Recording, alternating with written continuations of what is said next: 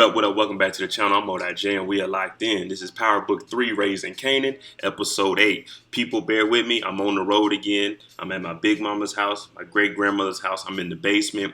The sound quality is going to be terrible down here. I don't have the camera on because there's not enough lights down here, but just rock with me. We all know the streets need a body. That's what's going on right now. And we know Nikki is one of the bodies that are in this street. She hit that crack rock I'm talking about. And that's the end of that. So now we got to see how Jukebox is going to act to this. But before we get into this episode, shout out to the notification gang. If you're new to the channel, you can be a part of it. Hit your subscribe button, turn on your notification bell so you get something every time I upload. Hit that like button. It's the easiest thing you can do. Now this week, we know about Nikki. What we want to know about is what we going to do about those blue tops because they out there killing everybody. I tell y'all every week, Kanan is a mess up and Marvin just be there with him. So I'm not going to hold y'all up. Let's jump into it. This is Power Book 3, Episode 8. We start the episode off with Jukebox and Kanan, and they're at Nikki's funeral. I mentioned it a couple episodes ago. Jukebox found out the hard way. Them white folk don't mess with us black people like that, especially the mom. She ain't want no hoods around her daughter. Now, they're at the funeral. Nikki died because she hit the crack rock. The crack rock she took out of Jukebox's backpack. So we can't really blame anybody on it because who just picks up a crack rock and smoke it? But Nikki got the crack rock out of Jukebox's bag. Jukebox got it from Kanan. Kanan mixed up a bad batch. Kanan got work from his uncle. He was in his uncle's stash house. But all this comes from Raquel, and Raquel is the one that put her son in the game. So if we got to pinpoint and put this on somebody, it's really on Raquel for getting all this mess started. But they're here, and just like I said, these white folks don't take kindly to us blacks. Nikki's mom comes over there. She starts, "Get out of here. You did this to my daughter." So Jukebox is like, "No, I'm just here to pay my respects because I actually loved your daughter." Now the dad, he's like, "Man, you know, it is what it is. It happened. I don't hold nothing against Jukebox. I know they had a good relationship, and he still got that spaghetti at the house people need to eat." But Kanan's like, "Hey, Jukebox loved y'all daughter." And Jukebox runs out. So Kanan's sitting there. He's like, "Damn, this is messed up. You know, no one meant for this to happen." But, I mean, it did. There's nothing we can do now. But it wasn't ill intent. Julia, the wife of the bodega, and her husband. We know he's been abusing her. So every time we see them come in the bodega, she has her messed up face. Now, her and Raquel, they actually came to an agreement. She's going to introduce Raquel to her cousin, Waquan. And in return, you know, she's going to have to do some work for her. Now, Julia's husband was on her ass. I'm talking about beating her again. I'm talking about it's worse than when my dad used to get on me when I was younger, getting suspended from school.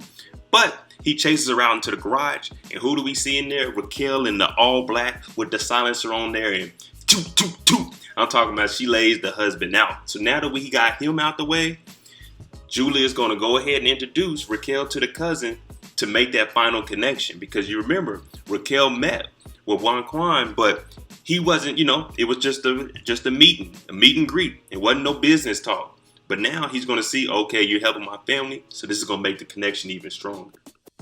I'm talking about 2 in the chest, 2, 1 in the head, pow. Now Raquel tells her, "Hey, just tell the cops. Some people stole some tools, and they end up shooting them. So all she has to do is toss this gun, get rid of everything, and hey, she's free and clear." And now Julia, she's going to be the plug. She got the bodega in her name. And now she got to connect with Raquel. And she got her cousin. So, hey, I ain't got to touch no work. I just got to hold on to it. So when the cops come, hey, I don't know whose it is. It's just locked up back there. Detective Howard and Detective Burke. Now, they went over and they seen all of these junkies that are dead. All them blue tops, you know, blue better blues or whatever they were saying. Yeah, well, it ain't blue better blues. It's blue better die. Because I'm talking about you hit these things, it's over with. And these are career crackheads, dope heads, and they dying off of it. So we already knew Nikki wasn't going to be able to handle that. But Howard is trying to say, nah, this can't be Raquel or Unique's people because they know killing too many people would be bad for it. But also, I mentioned and I said it earlier, if you have a product that's killing people, that means, oh man, that stuff's hitting harder than anything else. More people going to want to try it, but at the same time, you'll be losing customers. Because hey, if one hit is killing you, you killing off all your clientele. But we all know this is Kanan's work. Now it's back to business. Everybody knows about these blue tops. Raquel's, hey, what are the numbers, Lou? You know what I'm saying? And he's like, hey, we ain't got too much work, so we're going to have to put it out there. We're going to have to put it out there hard until we can get this new connect, which they're trying to get from Julia. But they're bringing up, hey, Marvin, you heard about these blue tops? You in the streets? And he's like, oh, yeah, I heard it was, it ain't no one from the south side. It's some other dudes. But he knows it's actually Kanan that's doing this. And they're trying to figure out who's putting this on the street and tell him, hey, we don't care what you sell, but you're not going to sell that on our block because it's going to make their product look bad. And Marvin, he's over here lying. He's nervous. We know how he is. He messes up. He just goes, we got to do this. So they're like, hey, figure out who it is. Now, Raquel, she starts to question Lulu. What happened with you and Unique again? He said the same thing I told you. He asked me to flip, and I told him I'm wearing that same flag I've been rocking since day one to the day I'm dead. So Raquel, she just tested him to see if he's going to flip. But my thing is, hey, I'm loyal to this family. I'm going to do everything I can to make sure the family's straight. You need to be worrying about you. You know what I'm saying? He don't know this, but she has a kid by a cop. So if anybody needs to be watched on flipping or snitching or telling, it's going to be her. But all I know is Lulu is solid, and he's going to stand by whatever he says, and I respect him for that. So y'all already know Unique's on some other stuff. We had the hit from Lulu last week. He tried to hit his boy, and then he pretty much told Unique, F you, to his face over some meal. They at the diner, he eating. He talking about, you know what, F you, Unique. I ain't switching on my family. It is what it is. So now Unique, hey, we got to get that get back. That's the only thing you can do in these streets. It ain't no, oh man, they got us. Nah, you got to get that get back, and that's what Unique is headed to do. Now, Detective Howard and Burke, they out in the street. They doing some police work. We got to go out there and we got to talk to the junkies. Now, this guy here, they could have had me play him. I would have been a good junkie. I'm not a junkie in real life, but I would have did this role real good. Dude talking about, man, I've been clean for a month. You know what I'm saying? But if you want some information, I need some cash. They toss him a 10. He's like, oh yeah, man. It's some young dudes, you know. They moving that blue stuff. And they're like, you got a name? He's like, man, you got to give me a little more money for a name. So Detective Howard gives him a little more. He's like, yeah, young dude, young rock or something like that. Yeah, he over there. He be selling it. And the dude takes the money. So he got about $20 now. He's like, see what you made me do, Detective Howard? I've been clean, man. But now I got to go smoke something. See what you did? You didn't give me this money. Damn junkies. I would have gave him $5. Like, hey, give me all the information you got or you going to jail. Now, Marvin got to be out in these streets figuring out what's going on. So he calls Kanan. And you know when these two get together, it's only going to get messed up and worse than what it already is. But he brings Kanan over. He's like, hey, them blue tops, is everything's gone, right? We got it. You know what I'm saying? Can't be traced back to us. And Kanan's like, oh, yeah, man, we good. And he's like, look, I'm just going to keep it real with you. Raquel knows these things out. And if it gets traced back to me and you, she's going to kill me. I don't know if she'll kill her son, but I know she's going to kill me if she finds out that, you know, I had something to do with this. And Kanan, he trying to be smart, thinking he can do something. But Marvin, he made me a mess up. But he knows Raquel ain't playing with him when it comes to this money and to this operation. Detective Howard and them, they go and find old boy. He at the strip club, chilling, knowing he done got all these blue tops on the block. They down, they killing people. Howard comes in there, he gets a menu, he goes over there, hey, we got a warrant for your arrest. About 6-7 warrants on there. They get him outside.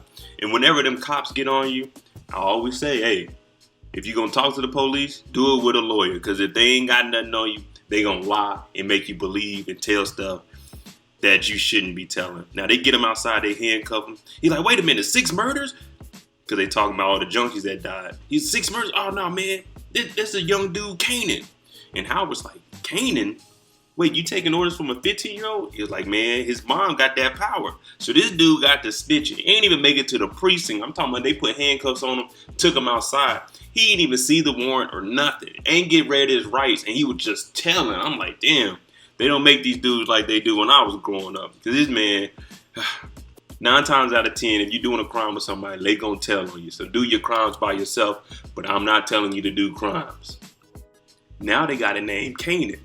But we know Kanan is Howard's potential son. Burke, she's doing her job. She's like, okay, we need to go investigate Kanan because it's going to lead to Raquel. Now, for her, she's not looking at the small Kanan 15-year-olds. It's got to be coming from somebody at the top because we got all these bodies. The streets need a body. Well, the precinct needs a murderer. And if they can get this, boom. But Detective Howard doesn't want to chase after Howard because that's his son. He's going to need that bone marrow for his little transplant. And also, it's his son. So no one wants to see their son get locked up, especially when you haven't even built a relationship with, because the mother of your child has been lying about it. So this is where things are going to take a big twist and turn here. Businessman Lulu, he pulls up on Crown. We know Crown got the studio, but Lulu, he's been to ATM. All the money that they need to pay engineers, keep the lights on, Lulu's been doing it. So what Lulu does is he shows up. Hey, I got the money and I got a lawyer. Matter of fact, all the money I gave you, that right there is a loan and you're late on your payments. So what we're going to do is you're going to sign this contract and I'm going to own 50%. You going to own 50%. So we business partners now, Crown. And Crown's like, man, what? You can't do this. Then my boy Lulu pulls out the gun like, oh, we gonna do this. One way or another, we gonna do this. So he goes ahead and he's gonna have to do this partnership because at the end of the day, he does owe Lulu money. And I mean, in the legal world, under distress, he could easily go to court and say, oh man, I was under distress, the dude pulled a gun on me. But this is the streets here, so ain't none of that gonna fly. Just be a business partner with him and stay alive. 50% is better than dead. Trust me. Now, the big story that we've been wondering is how Juke is going to handle this. Well, after she left the funeral, Juke decided she's going to go and break into Nikki's house. Because, hey, she couldn't see her at the funeral, so the only way that she's going to remember her is to go to the house and just, because she's been over there several times. She breaks in while the family is gone. She goes in the room, she's sitting in there, and she's just getting emotional because she's thinking about, dang, all the good times we had, but all the times we didn't get to have. You got to remember, these kids are 15, 16 years old. They're young. They ain't even experienced life yet. One hit of that crack rock ended it all. Stay away from crack. Crack is whack. Now, Jukebox, she's in the house. She's looking around the room. Now, you remember they recorded a tape. And Nikki was the one actually pushing Juke like, hey, you can sing. You need to take this serious, Let's record this video. So she's sitting in here, she's crying, reminiscing. But my thing is, you broke into this house and you just chilling like you live here. I would have took the tape and went home. She's in here crying and stuff. I mean, I understand that you do get emotional, but you still got to think, like, I'm just chilling in this house. Man, no, you got to get up out this thing. I'm talking about Jukebox in there, ugly crying. I'm like, hey, you got to get up out of here, Juke. You just chilling in this house, sobbing and stuff. Not only that, you didn't just break through the door like, pick a lock. You broke a window to get into the house. So you just took it to the extreme. Like, I mean, I get it. They're kids, but this right here just leading to trouble. Come on now. You already know the parents don't like you. Well, the dad don't really care, but the mom, she really ain't feeling you. Now, Detective Howard, hey, Raquel, pull over right now. I got to talk to you. We got word on your son's the one putting out the blue tops. Now, Raquel, she like, oh, shit. She doesn't say nothing, but now she's starting to piece it together. Kanan did the blue tops. He had to be with Marvin. Now, Detective Howard, he's like, hey, you know what I'm saying? I want to talk to my son. I already told Kanan to ask you about me. And he's just saying, look, you need to do something or I'm going to have to bring Kanan in. And that's not what either one of them want. So she starts saying how he messed with her. She was underage. She was like 16 years old, 16, 17. I'm like, damn, why they got to have my boy do this? But that was prevalent in the 90s. You seen older dudes messing with younger women. Now, the reason she was with DEFCON, she said was gay. So he was using her as a cover-up. So when she got pregnant by Detective Howard, he didn't say anything because it covered up him looking gay. And it was like, okay, he has a kid on the way. So everybody thinks DEFCON is Kanan's dad, but he's really not. It's really Detective Howard. Remember I told you she might flip? Yeah, well, she's messing with cops and she just out here wilding out. And Detective Howard says some of the realest stuff. Well, look, if you don't let me talk to Kanan, I'm going to tell everybody his dad is a cop. And she was like, would you want to put your son in danger? Now, mind you, she's flipping everything on her son because she doesn't want to take any accountability or responsibility for her sleeping with a cop. And he was like, oh, if they find out Kanan's dad is a cop, that's not going to be bad for him. It's going to be bad for you, Raquel, because you in the dope game and you had a baby with a cop.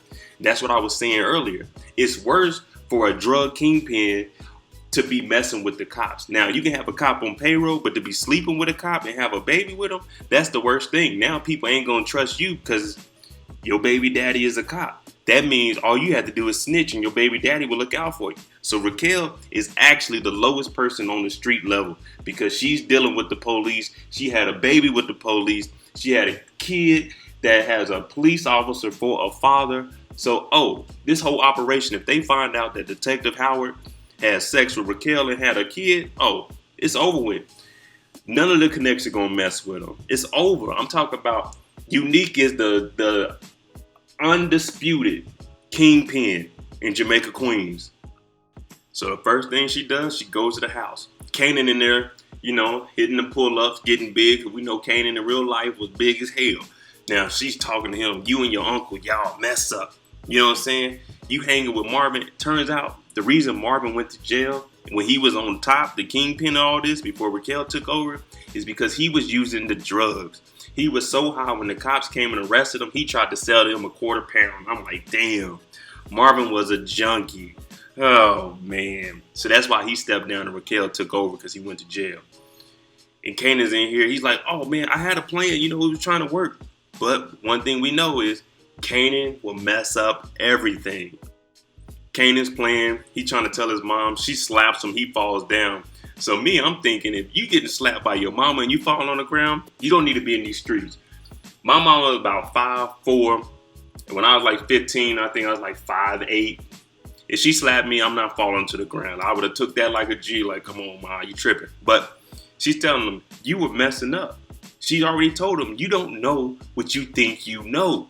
And he's like, So this just means one thing. It's about to get even uglier for Marvin. If she slapped Kanan like this, I already know my dog Marvin about to get it worse. Lulu, he's been following Unique. And all this is because, hey, you know what I'm saying? You tried to get me to flip. So now I got to show my sister and you that, hey, I'm loyal to my crew. I ain't doing none of that. Unique parks his whip. Lulu goes up to the front desk like, hey, I need to get something out of my boy's car. And he brings him some money, but he also shows that pistol. And hey, I tell y'all, 50% is better than being dead. 50, 60, maybe $100 is better than being dead too. I would have took that, gave the keys. Hey, do what you got to do, brother. But he goes out there. He gets Unique's jacket up out of there. The Gucci one that said Unique on the back. Looked like it came from Dapper Dan. Oh, yeah. So we making a little bit of moves here. I already knew this was going to happen. Raquel, she goes and meets up with my boy Marvin at the apartments. He's been putting reinforcements in there, trying to make a little drop from the top floor to the bottom floor. And she goes up to him. She hits him with a 2x4. And she gets on his head talking about, hey, y'all got these blue tops out there. You got my son in this stuff. And he's like, man, Kanan did this on his own. All I was trying to do was fix it. So she hit him with the 2x4. And long story short, she tells him, hey, get out of here. Whatever work you got left, bring it to Lulu's house. You're done. I don't ever want to talk to you again. Like, at the end of the day, all of this is Raquel's fault. She put her son in this. She made Marvin watch her son, knowing that Marvin used drugs. All of this is on Raquel. So she thinks that she's this big-time planner, but we're seeing it in front of our eyes. She's not. She's a human just like the rest of us, and she's messing up. A baby by a cop, teaching her son the game, wanting her son to do better, but then get mad when he's doing the same dumb stuff that she put him in. And now she's getting rid of her brother. So it's like you're getting your circle even smaller when y'all already don't have muscle.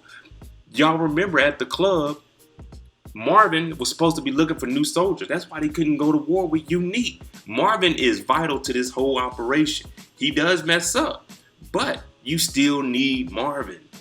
And she just kicked him out. Said, hey, bring your work. You're done with the family. I'm talking about Jukebox been sitting at the house for hours, just chilling, ugly, crying. I told her, get that tape and leave. Now, the parents come home and, Nikki's mom is, get out of here. What are you doing? I'm calling the police. The dad was chilling. He was like, hey, hey, Juke, Levine, you can't be here, It's not good. So for him, he wasn't, he's hurt that his daughter died, but he's still like, it was the kids. No one told Nikki to smoke that. She did that on her own. It's unfortunate, but it happened. The mom is hysterical, and she's, we got to get him out here. Now, the cops come, and they actually arrest Jukebox because she did break into a house. And I was like, man, that took it too far. Should have just got the tape and left. But she does get arrested.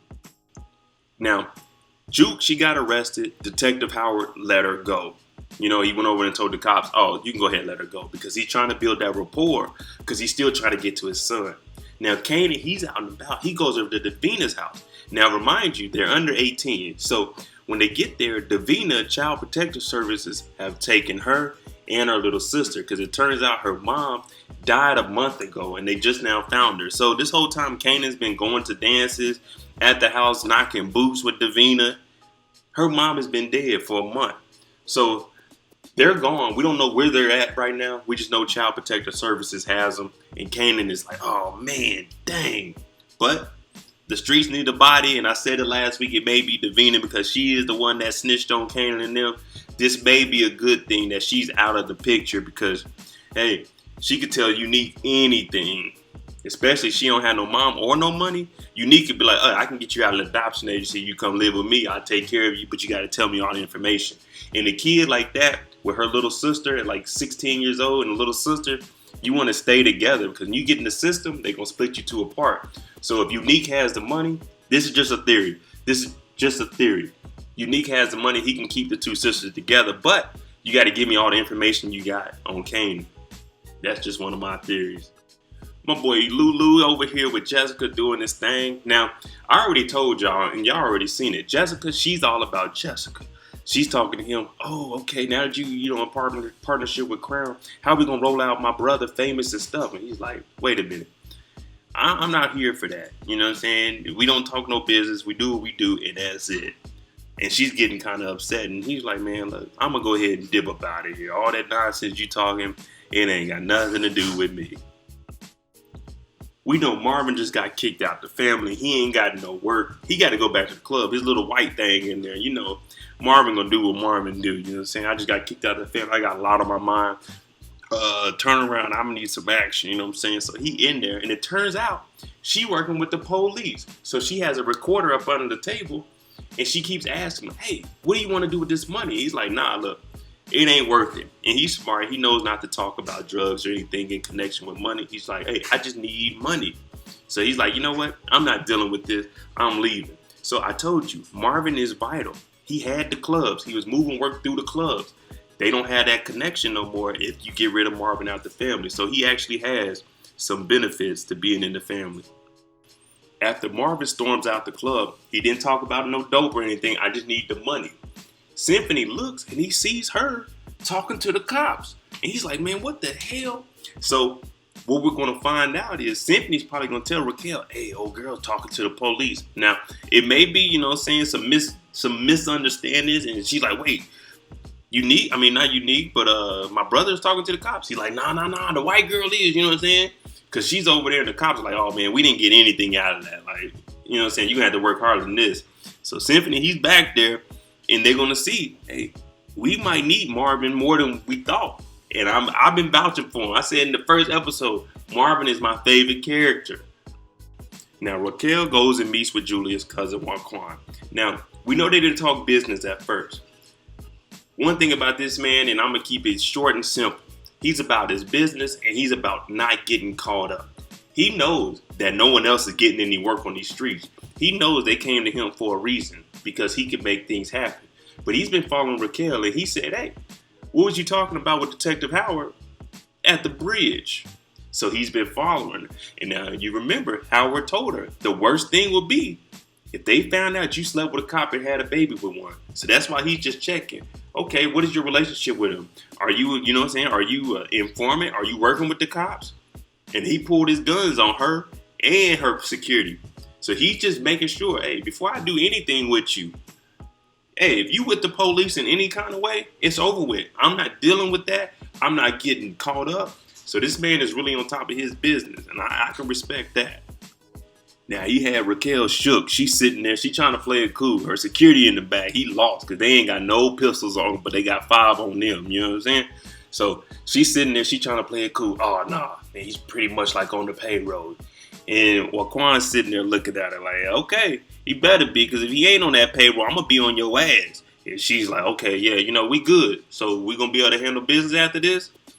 And, he just sends her off. He got the fork in his hand. He eating that steak. I hope it's well done. Not none of that rare stuff. But he's like, all right, we're going to see. Lulu had a long day.